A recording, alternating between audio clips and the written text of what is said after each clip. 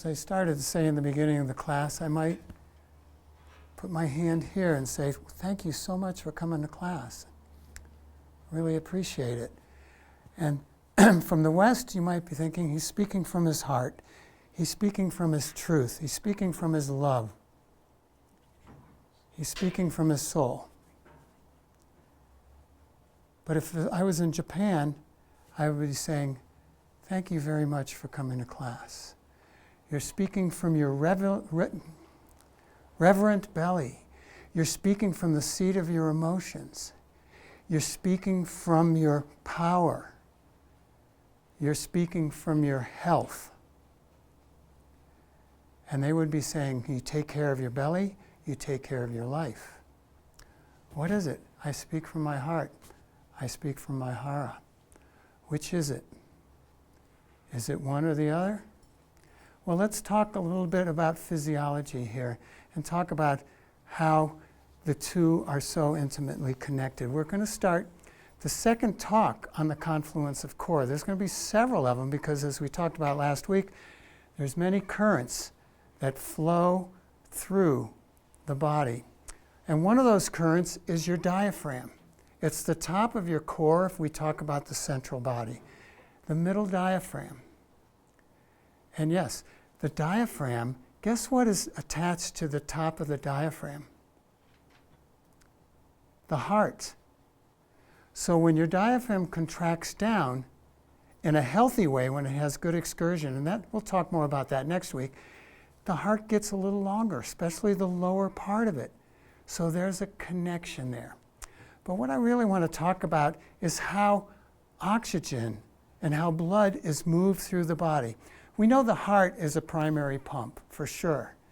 And it brings blood to the lungs via the right side of the heart, and it pumps blood to the rest of the body, oxygenated blood, that is, to the rest of the body from the left side of the heart. That's about as basic as you can get. Deoxygenated blood pumped from the right side of the heart to the lungs to get oxygenated, and then oxygenated blood from the heart from the left side through the rest of the body.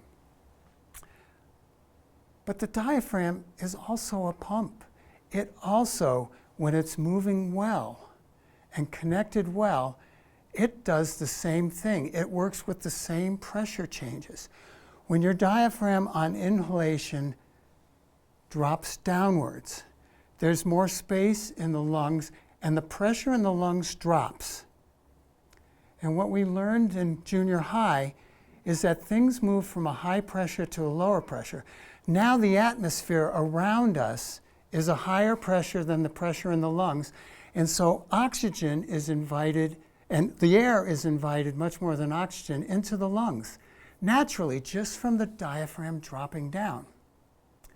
But another thing is happening as well, and that is from the diaphragm dropping down, blood is invited from the heart to come to the lungs because the lungs are now open and reciprocate. So the diaphragm assists in the right side of the heart, bringing blood to the lungs. That's one thing that happens. When you exhale, the pressure in the diaphragm increases the upward movement of the diaphragm increases the pressure in the lungs. So now you have a higher pressure in the lungs than the atmosphere around you, and so oxygen or air, CO2, is invited out of the lungs. But also that increase of pressure helps to push blood back to the heart as well. So the diaphragm is helping the blood move to the heart and towards the heart, away from the heart to the lungs and towards the heart. So it takes strain off of the heart. But here's the connection to what we were talking about in the beginning. When the diaphragm presses downwards, yes, the pressure decreases in the lungs, but guess where it increases? In the Hara.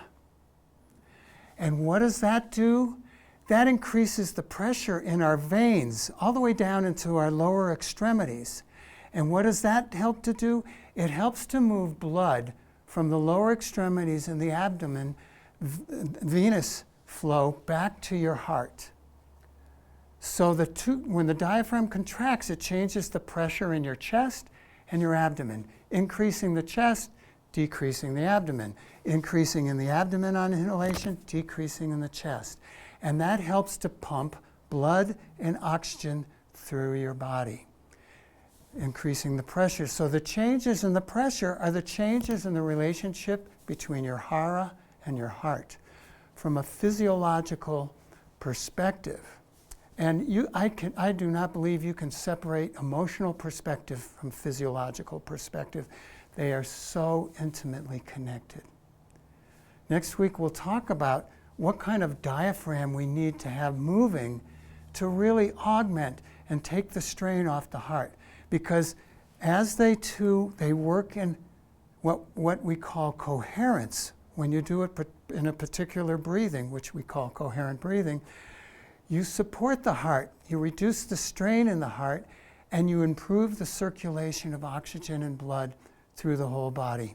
And when these areas open up, our whole emotional being also opens up as well. So more talk on that next week, but that's my talk for this week. Thanks everybody for listening, I really appreciate it.